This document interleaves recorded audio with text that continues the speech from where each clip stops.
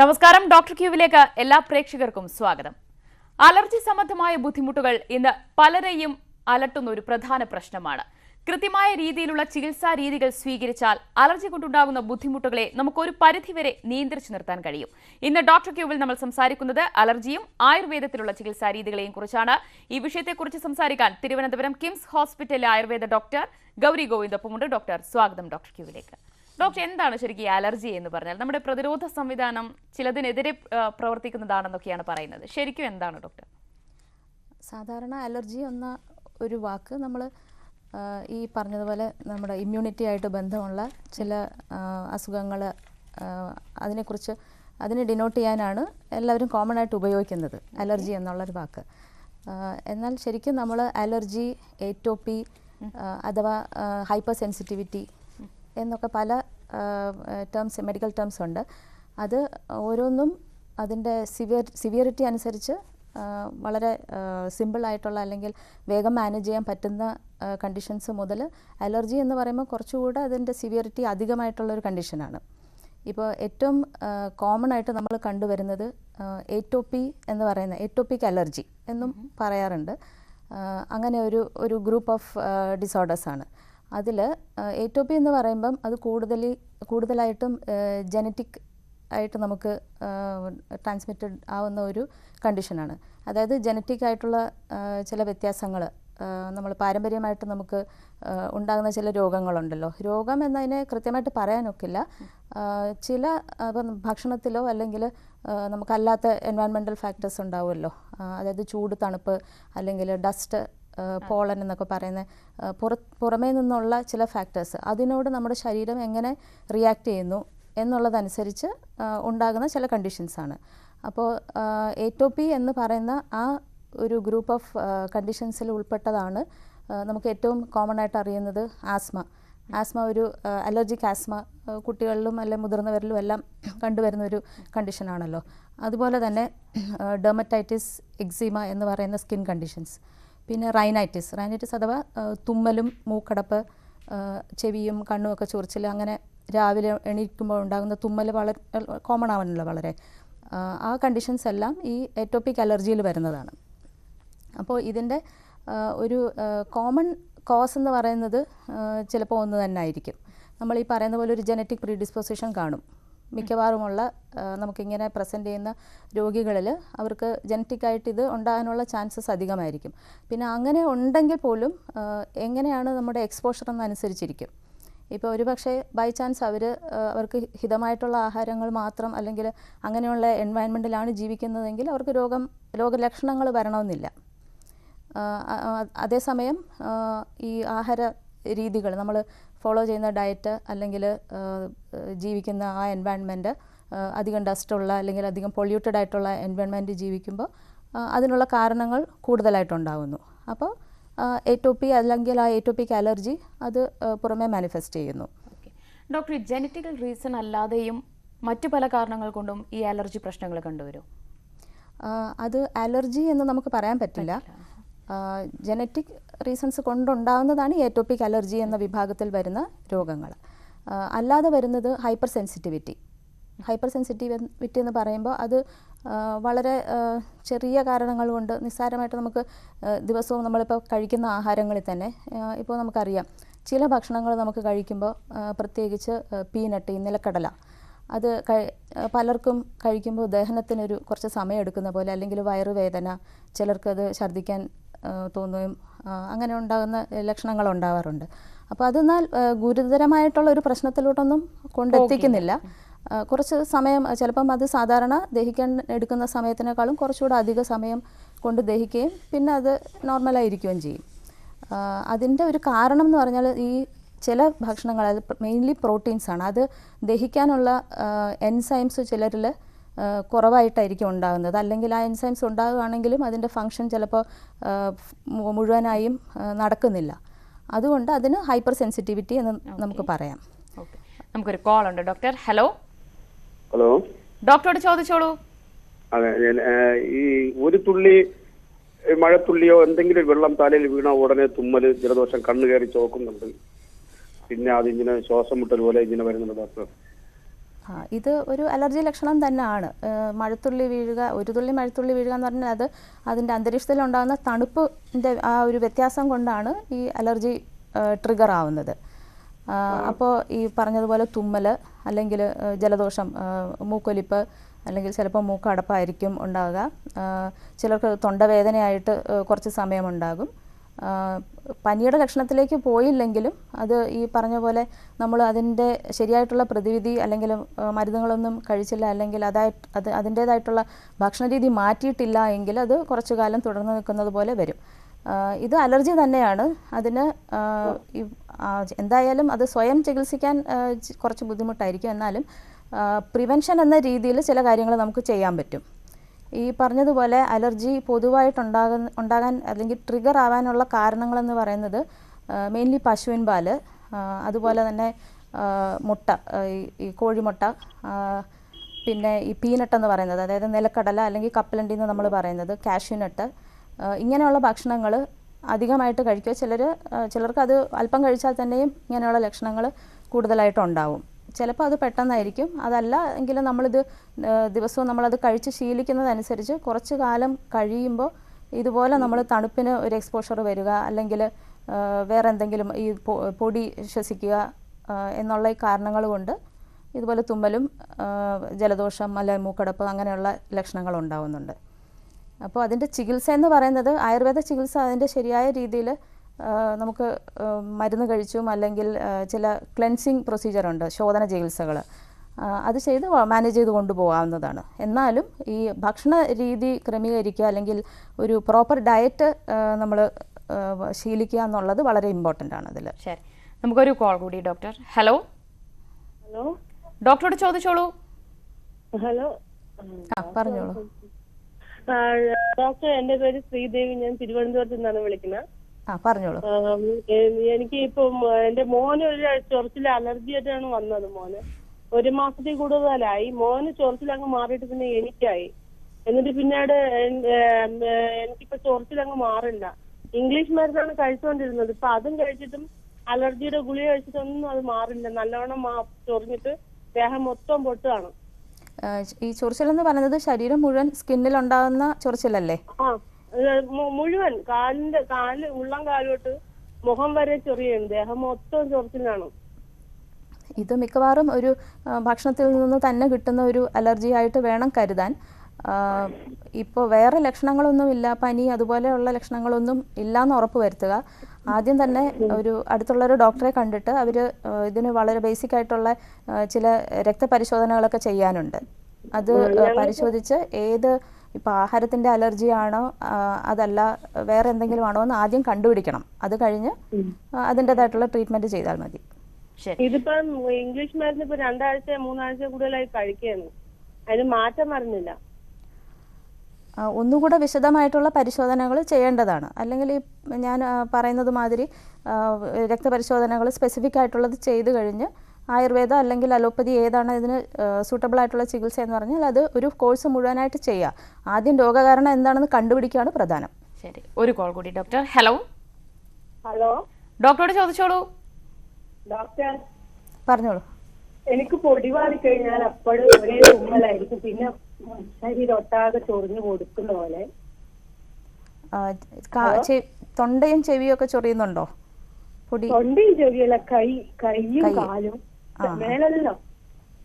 ഇത് പെട്ടെന്നുണ്ടായതാണോ അതോ കുറച്ച് വർഷങ്ങളായിട്ടുള്ളതാണോ? കുറച്ച് വർഷമായി. ചെറുപ്പത്തിലേ ഉള്ളതാണോ അതോ എത്ര വയസ്സുണ്ട്? അല്ല, ഒരു 3-4 കൊല്ലമേ ആയിട്ടുള്ളൂ. 3-4 കൊല്ലമായിട്ട്.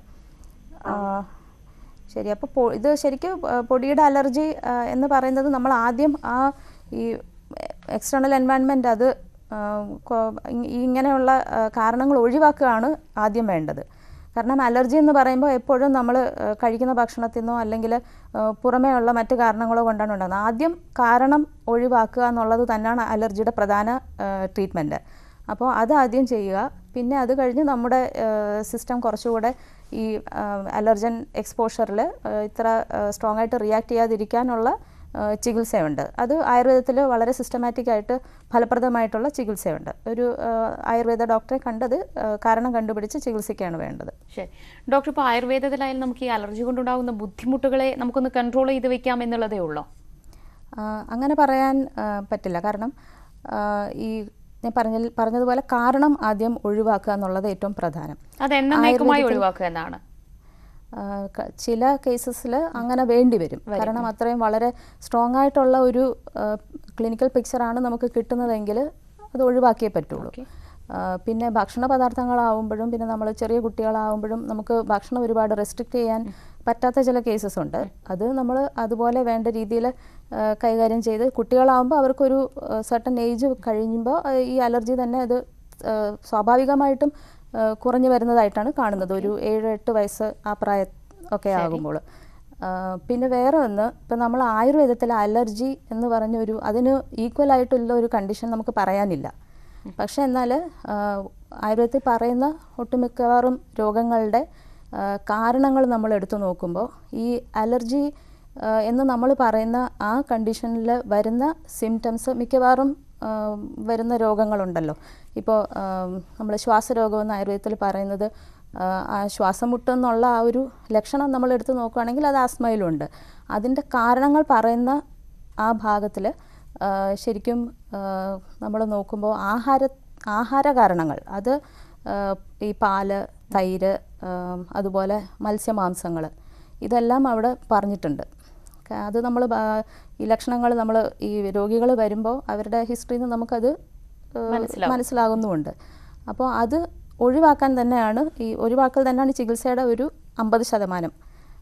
അത് ആ കാരണങ്ങൾ ഒഴിവാക്കി നമ്മൾ പഥ്യാഹാരങ്ങൾ. എനിക്ക് അലർജി പ്രശ്നമുണ്ട്, പക്ഷെ അത് എന്തിനോടാണ് എന്നുള്ളത് എങ്ങനെയാണ് ഡോക്ടർ ഒന്ന് മനസ്സിലാക്കിയെടുക്കുക? അത് നമ്മൾ കാലാകാലം ഒബ്സർവ് ചെയ്ത് അങ്ങനെ എലിമിനേറ്റ് ചെയ്യുക.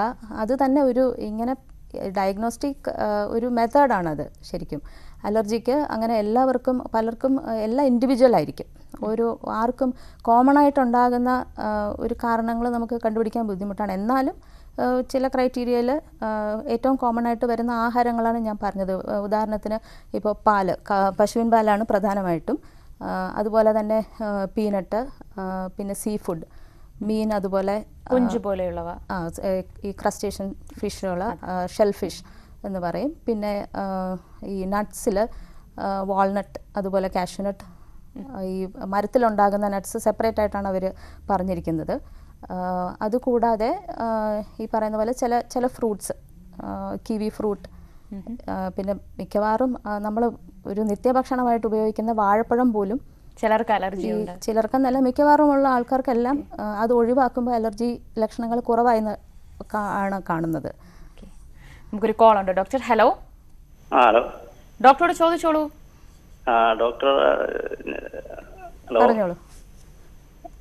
ഡോക്ടർ ഗൗരി സാറല്ലേ? അതെ അതെ, പറഞ്ഞോളൂ. എന്താ ചോദിക്കുന്നത്? നമ്മള് ഈ ശരീരത്തിന്റെ നമ്മുടെ ഈ ചുറിഞ്ഞങ്ങനെ ചെറുതായിട്ട് പൊട്ട അങ്ങനെയൊക്കെ വരണേ, അത് മരുന്ന് കഴിച്ച് കുറവായതാണ്. അത് വീണ്ടും അതങ്ങനെ ആ സ്ഥലത്ത് തന്നെ വീണ്ടും. വ്യക്തമായി പറയൂ ഒന്നുകൂടെ.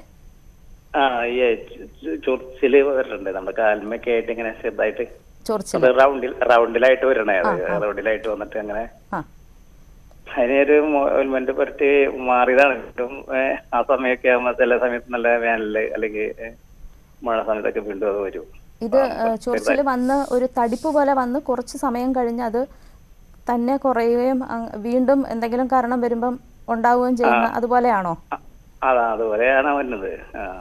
ഈ കണ്ടീഷന് ശരിക്കും നമ്മൾ പറയുന്നത് എർട്ടിക്കേറിയ എന്നാണ്. എർട്ടിക്കേറിയ എന്ന് പറയുന്ന കണ്ടീഷൻ ഈ പറയുന്ന എട്ടോപ്പിയിൽ പെട്ട ഒരു രോഗമാണ്. അത് ചിലപ്പോൾ തണുപ്പ് കൊണ്ടായിരിക്കും, അല്ലെങ്കിൽ വേറെ എന്തെങ്കിലും കെമിക്കൽ കൊണ്ടോ, അല്ലെ ചിലപ്പോൾ കൈ നമ്മൾ അമർത്തി പ്രഷർ കൊണ്ടോ തന്നെ ശരീരത്തിൽ അതങ്ങനെ ഉണ്ടാവാറുണ്ട്. അത് ശരിക്കും അലർജി സംബന്ധമായ രോഗം തന്നെയാണ്. അതിന് കൃത്യമായിട്ട് നമുക്ക് രോഗനിർണയം ചെയ്യണം. അതിന് ബ്ലഡ് ടെസ്റ്റുകളും എല്ലാം ചെയ്ത് കൃത്യമായിട്ട് എന്ത് കാരണം കൊണ്ടാണ് അതുണ്ടാക്കുക, ആ കാരണം ഒഴിവാക്കുക. അത് കഴിഞ്ഞ് കൃത്യമായിട്ട് ആയുർവേദ മരുന്നുകൾ കഴിച്ചാൽ അത് വളരെ കൺട്രോളിൽ വെക്കാൻ പറ്റും. ശരി ഡോക്ടർ, ഒരു കോൾ കൂടി. ഹലോ. ഹലോ, ഡോക്ടറോട് ചോദിച്ചോളൂ.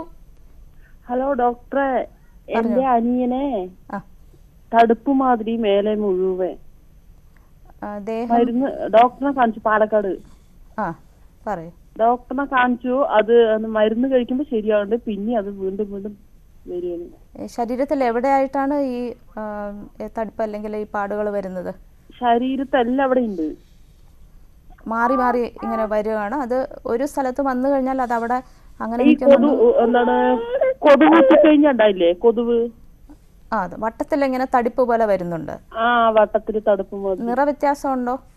നിറ വ്യത്യാസമൊന്നുമില്ല. ഇല്ല. ഭയങ്കര ചൊറിച്ചില്. സ്കിന്നിന്റെ കളറിൽ തന്നെ തടിച്ചു വരും. ഇത് എങ്ങനെ എത്ര ദിവസം കൂടുമ്പോഴാണ് ഇത് കാണുന്നത്? ഇത് 2 ദിവസം മരുന്ന് കഴിച്ചു കഴിഞ്ഞാൽ ശരിയാവും. എന്താണ് എന്നിട്ട് ഡോക്ടർ പറഞ്ഞ എന്താ മീന് മുട്ട അങ്ങനെയൊന്നും കഴിക്കണ്ടെന്നൊക്കെ പറഞ്ഞു. കഴിക്കാതൊക്കെ ഇരിക്കുമ്പോ ശരിയാവുന്നുണ്ട്. ആ കഴിക്കാതിരിക്കുമ്പോൾ അത് കുറഞ്ഞിരിക്കുന്നുണ്ടെങ്കിൽ അത് ആഹാരത്തിൽ തന്നെ അതിന്റെ കാരണം ഉണ്ടെന്നാണ് അതിന്റെ അർത്ഥം. മരുന്ന് കഴിച്ചുകൊണ്ടിരിക്കുമ്പോ ശരി. ഇപ്പം അവര് 4-5 മാസമായി കഴിച്ചേ ഇരിക്കാൻ തുടങ്ങിയിട്ട്. അപ്പൊ ശരിയാണ്ട് ഒരു ദിവസം കുറച്ച് വൈകി വെച്ചാ പിന്നെ അതേപോലെ ആവുകയാണ്, ചൊറിച്ചില് ജാസ്തി. ഇത് പ്രധാനപ്പെട്ട കാര്യം എന്താണെന്ന് വെച്ചാൽ ഈ ആഹാരം പഥ്യം നോക്കാൻ പറയുമ്പോൾ അത് 2 ദിവസം 3 ദിവസം അങ്ങനെ ബ്രേക്ക് ചെയ്ത് അങ്ങനെ നോക്കിയിട്ട് കാര്യമില്ല. അത് ഡോക്ടർ നിങ്ങളെ എങ്ങനെയാണ് അഡ്വൈസ് ചെയ്തിരിക്കുന്നത് ആ അത്രയും കാലം ഈ പറയുന്ന ആഹാരങ്ങളെല്ലാം ഒഴിവാക്കി മരുന്ന് കഴിച്ചാൽ മാത്രമേ അതിൻ്റെ മുഴുവൻ ഫലം നിങ്ങൾക്ക് കിട്ടുകയുള്ളൂ. ശരി, നമുക്ക് മറ്റ് സംശയങ്ങളിലേക്ക് എത്താം. ഡോക്ടർ, ഈ അലർജി പ്രശ്നമുള്ളവർക്ക് ഓരോരുത്തരെടുത്താൽ ഓരോരുത്തർക്കും അതിന്റെ സിംറ്റംസും അതുകൊണ്ടുണ്ടാകുന്ന ബുദ്ധിമുട്ടുകളും പരസ്പരം വ്യത്യാസപ്പെട്ടിരിക്കും അല്ലേ? ചിലർക്ക് സ്കിന്നിലാണെങ്കിൽ മറ്റു ചിലർക്ക് ആസ്മ പോലെയുള്ള ശ്വാസമുട്ടൽ പോലെയുള്ള പ്രശ്നങ്ങളാണ് ഉണ്ടാകുന്നത്. അതെങ്ങനെയാണ് ഡോക്ടർ അതിന്റെ ഒരു ചികിത്സാ രീതികളൊക്കെ അപ്പോൾ വരിക? ചികിത്സാ രീതിയിലേക്ക് വരുമ്പോൾ നമുക്കിപ്പം ആസ്മയുടെ ട്രീറ്റ്മെൻറ്റാണ്, നമ്മൾ ആയുർവേദ ചികിത്സയാണ് ചെയ്യുന്നതെങ്കിൽ ആസ്മയുടേതായിട്ടുള്ള ഒരു ട്രീറ്റ്മെൻറ്റ് പ്രോട്ടോക്കോളുണ്ട്. അല്ല, അതിൽ ട്രീറ്റ്മെന്റ് വരുന്നത് എന്തുകൊണ്ട് അലർജി ഉണ്ടായി അവിടെയാണോ, കോസിനാണോ ട്രീറ്റ്മെന്റ്? കോസിന് എന്തായാലും അത് വളരെ പ്രധാനമാണ്. അലർജി ആയതുകൊണ്ട് തന്നെ ഇതിൻ്റെ 50% ട്രീറ്റ്മെൻറ്റ് ആ കാരണത്തെ ഒഴിവാക്കുക എന്നുള്ളത് തന്നെയാണ്. അതിനോടൊപ്പം ഇപ്പോൾ അലർജിക് റൈനൈറ്റിസ് അല്ലെങ്കിൽ ആസ്മ എന്നുള്ള കണ്ടീഷനാണ്, അങ്ങനെയാണ് ഈ രോഗം പുറത്ത് കാണുന്നതെങ്കിൽ നമ്മളതിന് ഒരു പ്രത്യേക ചികിത്സാ രീതിയായിരിക്കും. അതിൻ്റെ മരുന്നുകൾ അതുപോലെയുള്ള കണ്ടീഷൻസ്, റെസ്പിറേറ്ററി ട്രാക്റ്റിന് ഇഫക്റ്റ് ചെയ്യുന്ന പോലെയുള്ള മരുന്നുകളും അങ്ങനെയുള്ള ട്രീറ്റ്മെൻറ്റ്. ഇപ്പോൾ ഉദാഹരണത്തിന് ചില കണ്ടീഷൻസിൽ നമ്മൾ ഈ ക്ലെൻസിങ് ട്രീറ്റ്മെൻ്റ് ഉണ്ട്, ശോധനകർമ്മം, പഞ്ചകർമ്മ എന്ന് പറയുന്ന അതിൻ്റെ പ്രധാനപ്പെട്ട ശോധനകർമ്മം എന്ന് പറയുന്നതിൽ വമനം എന്ന് പറയുന്നത് ഛർദ്ദിപ്പിക്കലാണ്, നമ്മൾ ഇൻഡ്യൂസ് ചെയ്യുക വോമിറ്റിംഗ്. അത് ഈ റെസ്പിറേറ്ററി എന്ന് വെച്ചാൽ അപ്പർ ബോഡിയിലുള്ള ദോഷങ്ങൾ അല്ലെങ്കിൽ ഇമ്പ്യൂരിറ്റീസ് എല്ലാം ഒഴിവാക്കാനായിട്ട് അത് ശോധന ചെയ്ത് പ്യൂരിഫൈ ചെയ്യാൻ വേണ്ടി ചെയ്യുന്ന ഒരു പഞ്ചകർമ്മ ട്രീറ്റ്മെൻറ്റാണ്. അതുപോലെ തന്നെ നസ്യം എന്ന് പറഞ്ഞാൽ ഇത് മൂക്കിൽ മരുന്നൊഴിച്ച് നേസൽ പാസേജ് ക്ലിയർ ചെയ്യാൻ വേണ്ടി അതൊരു പഞ്ചകർമ്മയിലുള്ള ഒരു പ്രധാനപ്പെട്ട ട്രീറ്റ്മെൻറ്റാണ്. അത് രണ്ടും ഈ പറഞ്ഞ ആസ്മ സംബന്ധമായ അല്ലെങ്കിൽ റെസ്പിറേറ്ററി ട്രാക്ട് സംബന്ധമായിട്ടുള്ള അലർജിക്ക് ഫലപ്രദമായിട്ട് ചെയ്യാറുണ്ട്. എന്നാലും നമ്മൾ ഈ മറ്റു വിരേചനം എന്ന് പറയുന്ന വയറിളക്കം ഇൻഡ്യൂസ് ചെയ്യുന്ന ടൈപ്പ് ആ ട്രീറ്റ്മെൻറ്റ് നമുക്ക് ഒഴിവാക്കാനൊക്കില്ല, കാരണം അതും ഒരു പ്രധാനപ്പെട്ട പ്യൂരിഫിക്കേറ്ററി മെഷറാണ്. പിന്നെ സ്കിൻ കണ്ടീഷൻസിലും ഇപ്പോൾ നമുക്ക് സാധാരണ ഓൾമോസ്റ്റ് എല്ലാ സ്കിൻ കണ്ടീഷനിലും അലർജിക് കണ്ടീഷൻ എന്ന് പറയുന്നത് നമ്മൾ പ്രധാനമായിട്ട് കാണുന്നത് എക്സിമ, ഡെർമറ്റൈറ്റിസ് ആ വിഭാഗത്തിൽപ്പെടുന്നതാണ്. അർട്ടിക്കേറിയ ഇപ്പോൾ പറഞ്ഞ ഇപ്പോൾ രോഗി സംശയം ചോദിച്ചത് അത് അർട്ടിക്കേറിയ എന്ന് പറഞ്ഞ കണ്ടീഷൻ അതും ഇതിൽ വരുന്നത് തന്നെയാണ്. എന്നാലും ഇതിൽ ഈ ഡിലേഡ് മാനിഫെസ്റ്റേഷൻ അല്ലെങ്കിൽ ഡിലേഡ് ഹൈപ്പർ സെൻസിറ്റിവിറ്റിയാണ് ഈ എക്സിമ, ഡെർമറ്റൈറ്റിസ് മുതലായ രോഗങ്ങൾ. അതെന്ന് പറഞ്ഞാൽ കുറേ കാലം അത് അങ്ങനെ തുടർച്ചയായിട്ട് അങ്ങനെ നിൽക്കും. നമ്മൾ ചികിത്സിച്ചില്ല എങ്കിൽ ആദ്യം ഒരു ഡ്രൈനെസ് ആയിട്ടായിരിക്കും ചിലപ്പോൾ തുടങ്ങുന്നത്. സ്കിൻ നമ്മളത് ഇഗ്നോർ ചെയ്യും. ഡ്രൈ സ്കിൻ ഉള്ളവരാണെങ്കിൽ അത് നാച്ചുറലായിട്ട് വരുന്നതായിരിക്കും, അല്ലെങ്കിൽ എന്തെങ്കിലും സോപ്പിൻ്റെ വ്യത്യാസം കൊണ്ടോ ഒക്കെ ഉണ്ടാവുന്നതാണെന്ന് വിചാരിക്കും. അങ്ങനെ അത് പാച്ചസ് പോലെ അല്ലെങ്കിൽ നമ്മുടെ ജോയിൻറ്റിൻ്റെ ആ മടക്ക് വരുന്ന ഭാഗം അവിടെയുള്ള സ്കിന്നാണ് അത് ചിലപ്പം കൂടുതൽ, കാരണം അവിടെ ഈ മെക്കാനിക്കൽ ഇറിറ്റേഷൻ കൂടുതൽ വരുന്ന സ്ഥലമാണ്. ഓക്കെ, പ്രധാനമായിട്ട് ഇപ്പോൾ ഈ ചൂടുകാലം, ഉഷ്ണകാലം വരുമ്പോൾ നമുക്ക് സാധാരണ പ്രിക്ലി ഹീറ്റ് അല്ലെങ്കിൽ ഈ ചൂടുകുരു വരുന്നത് മെയിൻലി ജോയിൻസിൻ്റെ ഭാഗങ്ങളിലാണ്. അതുപോലെ ആ ഭാഗങ്ങളിൽ ഇപ്പോൾ ചെറിയ കുട്ടികളിലും എക്സിമ പ്രധാനമായിട്ട് നമ്മൾ കണ്ടുവരുന്നത് ഈ മുട്ടിൻ്റെ ജോയിൻറ്റിൻ്റെ പിന്നിൽ അല്ലെങ്കിൽ കൈ ഈ എൽബോ ജോയിൻറ്റിൻ്റെ ഫ്രണ്ടിൽ അങ്ങനെ കണ്ടുവരാറുണ്ട്. ഓക്കെ, നമുക്കൊരു കോൾ ഉണ്ട് ഡോക്ടർ. ഹലോ. ഹലോ, ഡോക്ടറോട് ചോദിച്ചോളൂ. നമസ്കാരം ഡോക്ടർ. ചോദിക്കും. നമസ്കാരം. പിന്നെ ഞാൻ എൻ്റെ ഭാര്യയ്ക്ക് വേണ്ടിയാണ് വിളിക്കുന്നത്. പറഞ്ഞോളൂ. ഒരു മാഡം, എന്റെ ഭാര്യയുടെ ദേഹത്ത് മൊത്തം ഈ ചിക്കൻ പോക്സ് പോലെ ഒരു കുരു വരികയാണ്. ചിക്കൻ ബോക്സ് പോലെ കുരു വരിക. അത് പിന്നെ അത് മരുന്ന് കഴിക്കുമ്പോൾ അത് കുറെ മാറും. എങ്ങനെയാണ് ചിക്കൻ ബോക്സ്? സാധാരണ നമ്മൾ കണ്ടുവരുന്നത് ഇങ്ങനെ ഒരു ബോയിൽ പോലെ ഒരു വെള്ളം നിറഞ്ഞ കുരുക്കൾ മാതിരിയാണ്. അങ്ങനെയാണോ കാണുന്നത്? അല്ല, വെള്ളമില്ല. പക്ഷെ ആ കുരുക്കളിനകത്ത് ഈ ആണി പോലെ ഇരിക്കും. ആണി പോലെയാണ്. അതിന് ഭയങ്കര കട്ടിയാണ്. എന്നിട്ട് ആ കുരുക്കൾ വരുന്ന ഭാഗം മൊത്തം കറുത്ത പാട് വരികയാണ്. ഈ പ്രധാനമായിട്ട് ഏത് ഭാഗത്താണ് കാണുന്നത്? അത് ശരീരത്തെ എല്ലാ ഭാഗത്തും ഉണ്ട്. അത് മുതുകിലും ഈ കഴുത്തിന്റെ ഭാഗം അല്ലെങ്കിൽ മുഖത്ത്? കൈത്തണ്ടയിലെല്ലാം ഉണ്ട്. നിങ്ങൾ ഇതുവരെ ഡോക്ടറെ കാണിച്ച് എന്തെങ്കിലും ചികിത്സ ചെയ്തിരുന്നോ? ചെയ്യുന്നു. സ്കിൻ ഡോക്ടറെ ഒരു 5-6 ഡോക്ടർമാരെ കണ്ടിട്ട് ഈ മരുന്ന് കഴിക്കുമ്പോൾ കുറേ ദിവസം മാറുക, വീണ്ടും പിന്നെ ഇത് വരികയാണ്. ഈ രോഗലക്ഷണം പറയുന്നത് കേട്ടിട്ട് ഇത് അലർജി സംബന്ധമായിരിക്കാൻ സാധ്യതയില്ലെന്നാണ് എനിക്ക് തോന്നുന്നത്. അത് പ്രോപ്പർ ഡയഗ്നോസിസ് ആവശ്യമാണ് അതിന്. അപ്പോൾ വേണ്ട ടെസ്റ്റുകളെല്ലാം ചെയ്ത് കൃത്യമായിട്ട് അതിൻ്റെ രോഗനിർണയം ചെയ്താലേ, കാരണം ഈ സ്കിന്നിൻ്റെ ഒരു കണ്ടീഷൻ ആകുമ്പോൾ നമുക്കത് കാണുക എന്നുള്ളതൊരു പ്രധാനപ്പെട്ട കാര്യമാണ്. ഇങ്ങനെ പറഞ്ഞു കേൾക്കുമ്പോൾ ചിലപ്പോൾ നമുക്ക് മുഴുവൻ രോഗലക്ഷണങ്ങൾ അതിൻ്റെ ക്ലിയർ പിക്ചർ കിട്ടില്ല. അതുകൊണ്ട് കൃത്യമായിട്ട് രോഗനിർണയം ആദ്യം ചെയ്യണം. ശരി ഡോക്ടർ, ഒരു കോൾ കൂടി. ഹലോ ഡോക്ടറോട് ചോദിച്ചോളൂ. നമസ്കാരം, പറഞ്ഞോളൂ. ഹലോ, പറഞ്ഞോളൂ. ഡോക്ടർക്ക് കേൾക്കാം, ചോദിച്ചോളൂ. ഹലോ. ശരി, കോൾ കട്ടായി.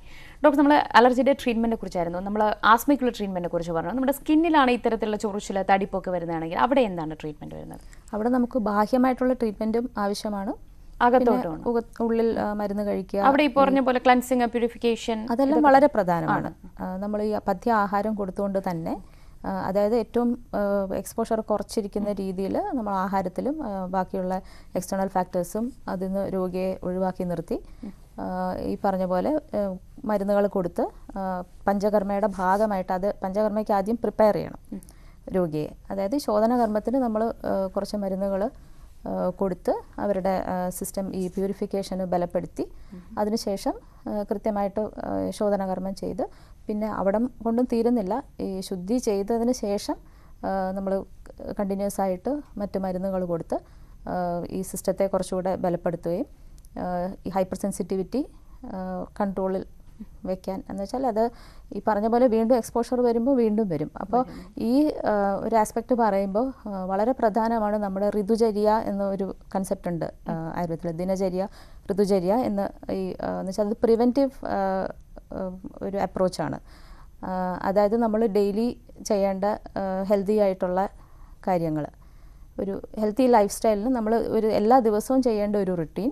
അത് കൂടാതെ സീസണലായിട്ട് നമ്മൾ ഇതുപോലെയുള്ള പ്യൂരിഫിക്കേറ്ററി പ്രൊസീജിയേഴ്സ് ചെയ്യാൻ ആയുർവേദത്തിൽ ഇങ്ങനെ അഡ്വൈസ് ചെയ്യുന്നുണ്ട്.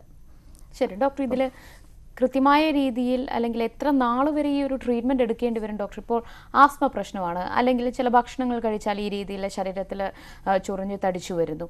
ട്രീറ്റ്മെൻറ്റ് എത്രത്തോളം കൊണ്ടുവേണ്ടി വരും? പിന്നീട് അങ്ങോട്ട് ജീവിതാവസാനം വരെ ഇതിനെതിരെ മരുന്ന് കഴിച്ചുകൊണ്ടിരിക്കുക എന്നുള്ളത് തന്നെയാണോ ആയുർവേദത്തിലും? ഇൻറ്റൻസീവ് കോഴ്സായിട്ട് നമുക്ക് ഇപ്പോൾ 1 മാസം, 2 മാസം, 3 മാസം അങ്ങനെ ഒരു മാക്സിമം 3 മാസത്തിനുള്ളിൽ ചെയ്യുന്ന ഒരു ട്രീറ്റ്മെൻറ്റ് കോഴ്സായിട്ട് നമുക്ക് ചെയ്യാം. അത് കഴിഞ്ഞ് എന്തായാലും അതിനൊരു ഫോളോ അപ്പ് വേണ്ടി വരും. കാരണം ഈ രോഗകാരണങ്ങളെന്ന് പറഞ്ഞാൽ വീണ്ടും നമുക്ക് ചുറ്റുമുണ്ട്. അതിനെ നമുക്ക് പൂർണ്ണമായിട്ട് ഒഴിവാക്കാൻ പറ്റില്ല. ഉള്ള കാരണങ്ങൾ തന്നെ അത് അങ്ങനെ നമ്മൾ എക്സ്പോഷർ വന്നാലും അത് ഇങ്ങനെ ഡെയിലി മാനേജ് ചെയ്ത് കൊണ്ടുപോകുന്ന രീതിയിലുള്ള അഡ്വൈസ് നമുക്ക് കൊടുക്കാൻ പറ്റും. ഭക്ഷണ ക്രമീകരണങ്ങളും വ്യായാമങ്ങളും അത് പിന്നീട് അങ്ങോട്ട് 1-2 മാസമല്ല, നമ്മുടെ ലൈഫ് സ്റ്റൈൽ തന്നെ കംപ്ലീറ്റ്ലി ചേഞ്ച് ചെയ്യുക എന്നുള്ളത് തന്നെ. അതെ, ഈ ഒരു സെൻസിറ്റിവിറ്റി എന്ന് പറയുന്നത് we are born with it. നമുക്കതിൽ നിന്ന് രക്ഷപ്പെട്ടു പോകാനൊക്കില്ല. പക്ഷേ അതുകൊണ്ടുണ്ടാകുന്ന മാറ്റം ഉണ്ടാവുമോ ഡോക്ടർ? ഉറപ്പായും മാറ്റമുണ്ടാകും. അങ്ങനെയല്ല ഞാൻ ചോദിച്ചത്, ഇപ്പോൾ എനിക്കൊരു പൊടിയാണ് അലർജി എങ്കിൽ പിന്നീട് അങ്ങോട്ട് ഈ ട്രീറ്റ്മെന്റ് എടുക്കുന്നത് കൊണ്ട് ചെറിയ രീതിയിൽ പൊടി കൊണ്ടുണ്ടാകുന്ന അലർജി പ്രശ്നങ്ങളിൽ നിന്ന് എനിക്ക് ഒഴിവാകാൻ പറ്റുമോ? ഉറപ്പായും അതിന് മുമ്പുണ്ടാകുന്ന അത്രയും സിവിയറിറ്റിയിൽ വീണ്ടും ഉണ്ടാകത്തില്ല. ഇപ്പോൾ നമ്മൾ ട്രീറ്റ്മെൻറ്റ് കോഴ്സ് കഴിയുമ്പോൾ ഈ പറയുന്ന പോലെ ഇത് മൊത്തത്തിൽ രോഗിക്ക് ഒരു അവയർനെസ് ആണ് ഉണ്ടാകുന്നത്. എന്ന് വെച്ചാൽ ആ ഡസ്റ്റിൻ്റെ എക്സ്പോഷർ തന്നെ സ്വയം നമ്മളത് കൺട്രോൾ ചെയ്യുക, അല്ലെങ്കിൽ അത് നമുക്ക് ആ ഒരു വ്യത്യാസം നമുക്ക് അനുഭവപ്പെടുമ്പോൾ, ട്രീറ്റ്മെൻറ്റ് കൊണ്ടുള്ള ആ ബെനിഫിറ്റ് നമുക്ക് അനുഭവപ്പെടുമ്പോൾ നമ്മൾ തന്നെ ഈ ജീവിത രീതി അതുപോലെ മോഡിഫൈ ചെയ്തു പോകും. ഓക്കെ, തീർച്ചയായും ഈ അലർജി എന്ന് പറയുന്നത് ഒരു രോഗമല്ല, നമ്മുടേതായ ഒരു ശരീരത്തിന്റെ ഒരു പ്രകൃതമാണല്ലേ, ചിലതിനോട് പ്രതികരിക്കുന്ന ഒരു രീതിയായി കണ്ട് അതിനനുസരിച്ച് നമ്മുടെ ലൈഫ് സ്റ്റൈൽ മാറ്റുക എന്ന് തന്നെയാണ്. അതെ, വളരെ കോമൺ ആയിട്ട് കണ്ടുവരുന്ന ഒരു വ്യത്യാസമാണത്, ശരിക്കും ഒരു ഡിഫറൻസ് ആണ്. അപ്പോൾ അത് ആ ഒരു നമ്മുടെ അപ്രോച്ച് കൊണ്ട് തന്നെ അത് ഒരു ലൈഫ് ലോങ് അത് അങ്ങനെ തന്നെ ഇരുന്നാലും ഈ ബുദ്ധിമുട്ടുകൾ വളരെ കൺട്രോളിൽ വെക്കാം. തീർച്ചയായും ഡോക്ടർ സൂചിപ്പിച്ചതുപോലെ നമുക്ക് എന്തിനോടാണോ അലർജി എന്ന് മനസ്സിലാക്കി അതിനെ കഴിയാവുന്നത്ര ഒഴിവാക്കി നിർത്തി അതിനനുസരിച്ച് നമ്മുടെ ലൈഫ് സ്റ്റൈൽ മാറ്റിയെടുക്കുക തന്നെയാണ് അലർജി പ്രശ്നങ്ങൾ കൊണ്ട് ബുദ്ധിമുട്ട് അനുഭവിക്കുന്നവർ ആദ്യം ചെയ്യേണ്ടതും. വളരെയധികം നന്ദി ഡോക്ടർ, ഞങ്ങളുടെ അതിഥിയായി എത്തിയതിന്. ഇന്നത്തെ ഡോക്ടർക്ക് ഇവിടെ പൂർണ്ണമാവുകയാണ്. വീണ്ടും കാണാം. നമസ്കാരം.